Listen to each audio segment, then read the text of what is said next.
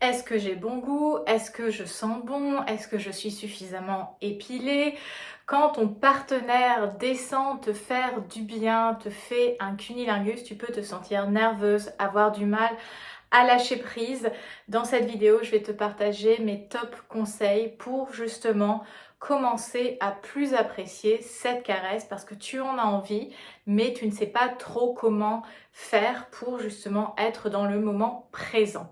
Alors, la première chose, ça va être vraiment, et ça je le répéterai à chaque fois, c'est de prendre du temps.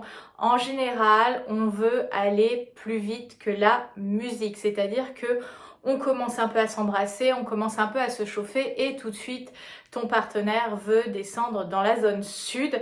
C'est pas mal de garder une fenêtre de 10, 15, 20 minutes où on se chauffe, où on s'embrasse, où on se caresse au-dessus de la ceinture, histoire de laisser le corps préchauffer, les tissus érectiles s'ériger, donc d'avoir cette fenêtre où on se met dans le mood, où on commence à se goûter, à se réapprivoiser au niveau charnel.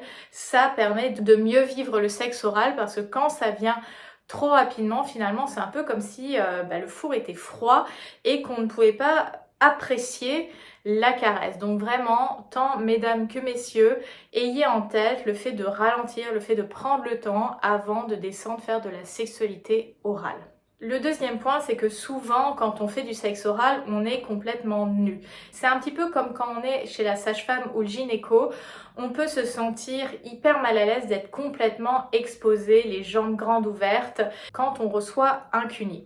Et dans ces moments-là, ça peut être intéressant d'avoir une étape intermédiaire qui est le fait de conserver ton sous-vêtement, de conserver ta culotte pour que ton partenaire puisse commencer à te stimuler, t'embrasser, te caresser à travers le tissu afin que toi tu puisses te détendre.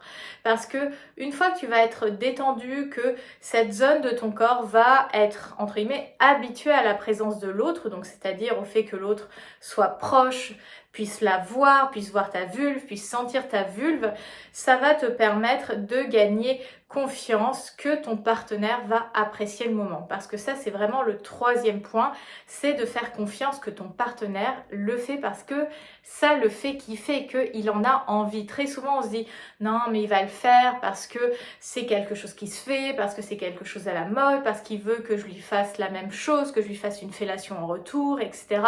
Et on a vraiment du mal à se dire en tant que femme que l'autre fait quelque chose pour nous, pour son plaisir, parce que ça le fait kiffer de nous faire kiffer. On a vraiment cette résistance à faire confiance que l'autre est assez grand, assez mature pour décider ce qu'il aime ou ce qu'il n'aime pas. Donc vraiment, fais confiance à ton partenaire quand il descend te faire un cuni, c'est parce qu'il en a envie. Donc relax, reçois. Et ça, c'est vraiment un point qui est très challengeant pour nous en tant que femmes, c'est le fait de s'autoriser à recevoir du plaisir. Pourquoi c'est si compliqué en tant que femme de recevoir le plaisir? C'est parce qu'on est habitué à contrôler. Et donc, quand on contrôle, on préfère donner parce qu'on sait ce qu'on donne, on sait comment les relations et le rapport va s'organiser, que ce soit dans la chambre à coucher ou en dehors de la chambre à coucher. Le fait d'être dans le contrôle, ça nous rassure et ça nous permet de gérer, anticiper l'image qu'on va donner, etc. Et le fait de recevoir, donc de s'ouvrir au plaisir, ça demande de se faire confiance et de se sentir en sécurité. C'est pour ça que le contexte, la relation que tu vas avoir avec la personne, avec ton partenaire, que ça soit un plan, un sex friend, ton mari, ton partenaire, ton petit copain, va être super importante. Plus il y aura un contexte sécurisant qui passe par les mots, qui passe par l'affection que vous allez vous porter, que ça passe par le consentement, l'enthousiasme à faire ce type de pratique, ça va te permettre de t'ouvrir à la réception du plaisir. Autre point plus concret que tu peux mettre en place pour recevoir plus facilement le cunnilingus, c'est justement, comme je le disais, on a tendance à être très exposé, à être complètement nu quand on reçoit le cunnilingus. Donc la première étape, c'est de commencer à être stimulé à travers sa culotte, son sous-vêtement.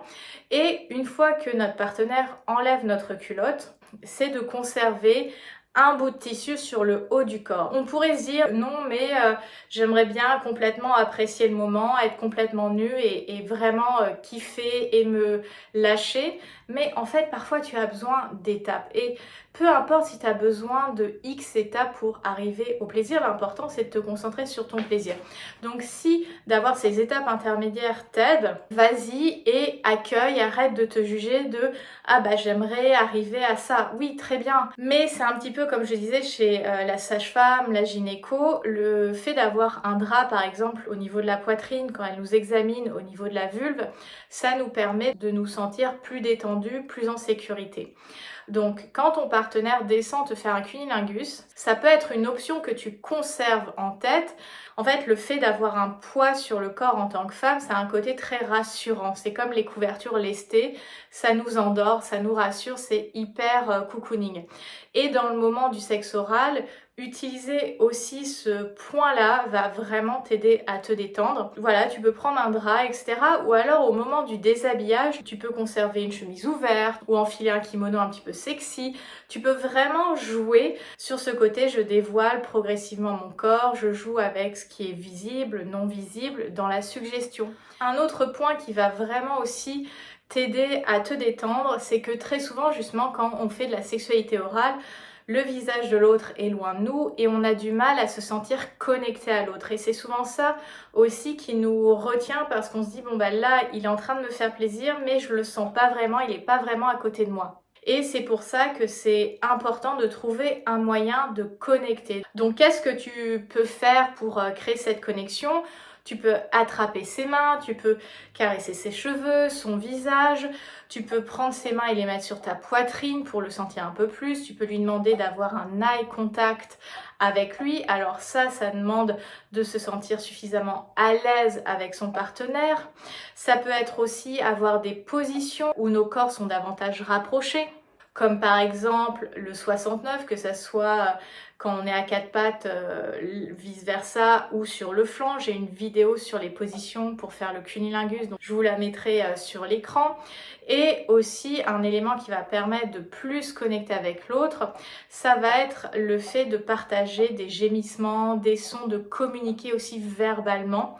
Ça c'est un point super important. Ce qui m'amène au point suivant, c'est le fait d'être généreux et généreuse dans la manière de partager du plaisir. C'est-à-dire que pour te sentir davantage à l'aise, et tu peux demander ça aussi à ton partenaire pour que tu te sentes plus à l'aise, c'est de communiquer avec générosité. J'en parlais déjà dans une vidéo, le fait de dire tu sens bon, j'aime te toucher, j'aime te lécher, tu as une vulve superbe, tu as bon goût, et toi lui dire bah continue comme ça me fait du bien, je prends du plaisir, est-ce que tu peux mettre plutôt ta langue dans telle zone, vraiment le guider, exprimer ton plaisir, tout ça va également renforcer la connexion et donc faire en sorte qu'on se sente plus proche et que c'est pas juste cette idée de bon bah je suis jambes écartées, il fait son truc et bon bah moi j'essaye de ressentir quelque chose. Et ce qui m'amène au dernier point que j'avais envie de te partager dans cette vidéo, c'est de te concentrer sur ce que tu ressens. Parce que comme je le disais, on a potentiellement un peu plus de mal en tant que femme à être dans la réception, à recevoir le plaisir. Et on va toujours s'inquiéter du plaisir de l'autre, est-ce qu'il kiffe, est-ce que j'ai bon goût, est-ce que je suis suffisamment épilée, propre, etc. Dans ces moments-là, c'est important de te poser une simple question, enfin une question simple. Qu'est-ce que je ressens dans mon corps? Qu'est-ce que je ressens dans mon corps? Est-ce que c'est chaud? Est-ce que c'est humide? Est-ce que j'ai une chaleur qui se réveille dans certaines zones de mon corps? Est-ce que je me détends? Est-ce que ça m'excite?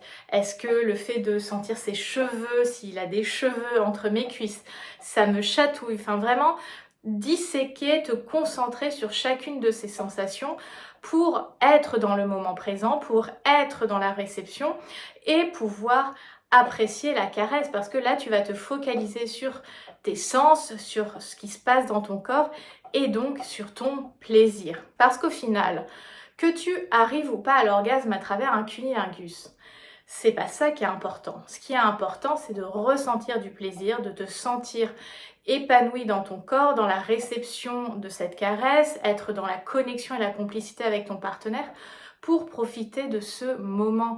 C'est vraiment un moment d'échange où il y a du plaisir qui circule entre la personne qui reçoit, entre la personne qui donne. Et vraiment de prioriser les sensations. Parce que quand tu ne te concentres pas sur ton corps, ta pensée, elle va s'échapper, la liste de courses, les mails, mon boss, mes collègues, ma famille, machin, les enfants, etc. Que quand tu reviens à te poser cette question, qu'est-ce que mon corps ressent là tout de suite, tu reviens dans le moment présent et tu en viens à te reconnecter à ton corps. Respire tranquillement et surtout, le dernier point qui est hyper important mais que j'aborderai dans une masterclass spécifique sur ma plateforme de formation, c'est le fait de renforcer et de créer cette relation avec ta vulve, avec ton intimité, parce que plus tu vas être intime justement avec ta vulve et plus tu vas pouvoir expérimenter du plaisir avec elle. Donc reste bien connecté, suis-moi sur les réseaux sociaux pour être tenu au courant. Et d'ici là, pratique ces conseils, ces techniques et tiens-moi au courant dans les commentaires comment les sensations évoluent pour toi pendant que tu reçois un cuni.